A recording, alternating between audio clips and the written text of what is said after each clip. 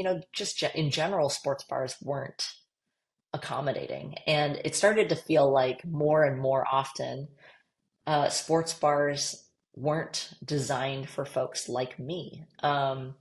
But it really came to a head when a group of us went to go watch the NCAA championship, women's Mm. basketball championship in 2018. And there's probably a dozen of us, maybe 14 of us, that rolled into this bar. And like that game is the biggest game of the year to us.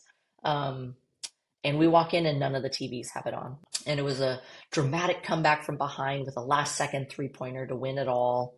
And we were just so celebratory. And I remember like standing up, high-fiving everybody. I like took my hat off and I threw it. And while I was like in my celebration mode, I remember catching a glimpse of the rest of the bar and people were just like looking at us because nobody was watching the game we were watching. So we were like isolated, celebrating our own thing.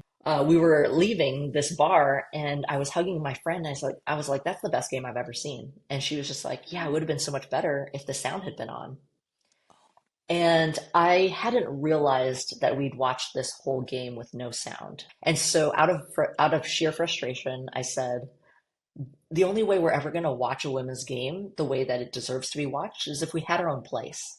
And I just thought, if it could exist anywhere, I think Portland would be the place.